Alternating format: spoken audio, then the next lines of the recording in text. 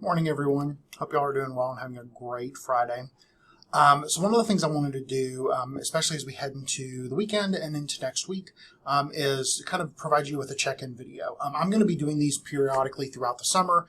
One, to kind of let you hear from me and see me, because I feel like sometimes in online courses you don't necessarily know the man or the person behind the curtain, but in this case I want you to. And two, I want to use these as an opportunity to just connect with you a little bit and to talk through some of the things that you're going to have coming up throughout the course. Again, it's an 8-week course, so things move quickly.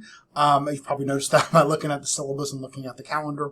But I wanted to I want to try to make as much of an effort as I can to connect with you this way, in addition to connecting with you via email and announcements as well.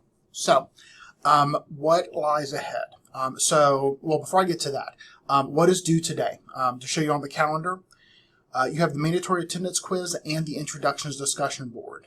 Those are both due tonight by midnight.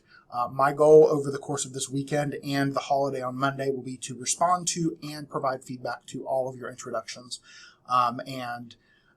Again, it's a really good opportunity for me to get to know you, and it's also an opportunity for you to get to know one another. And really get a sense of who you're going to be in this class with for the next quite a few weeks. So again, mandatory attendance quiz and the introductions. The introductions, of course, is the initial post and 2 replies.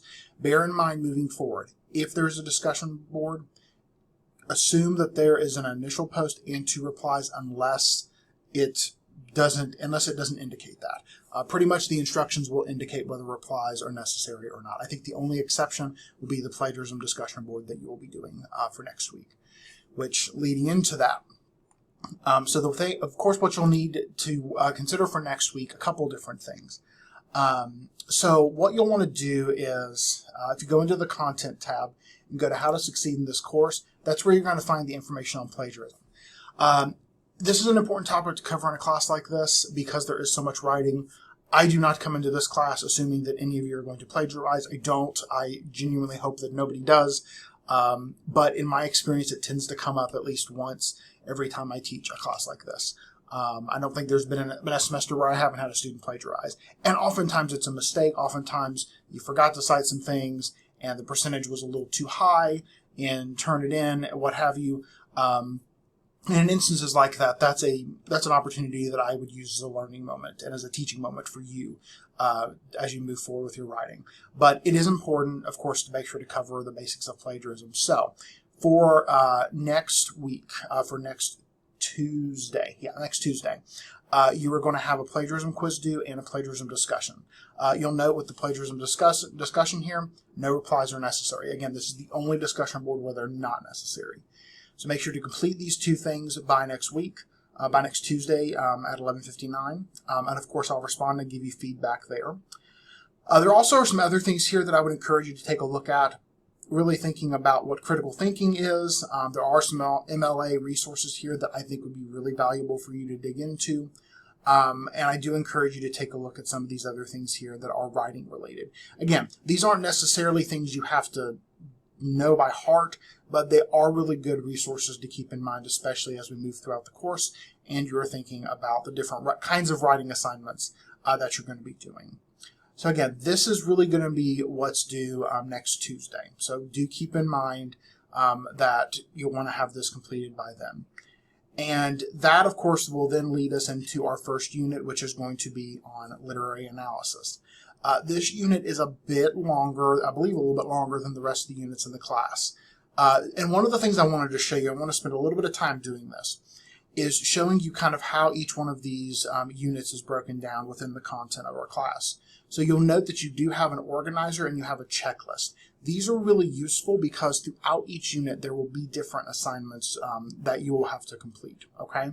So it's really important to kind of know, in addition to what the calendar tells you, what the syllabus tells you, and especially what the course schedule tells you, it's useful to have another tool to use to kind of check off, either mentally or you can write it down of, okay, I've done this, I've done this, I've done this, as you move throughout each unit.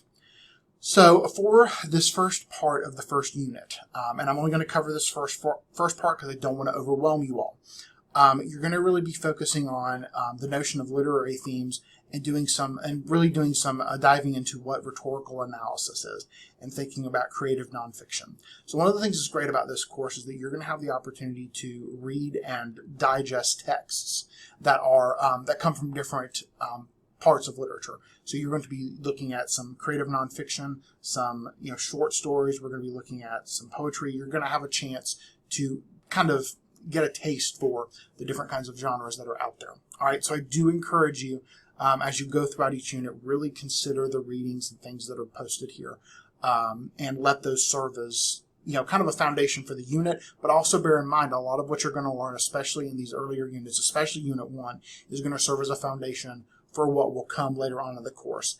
A lot of what we do in this class is scaffolded, and this is going to be really useful for you to look at now and digest now, but also refer back to.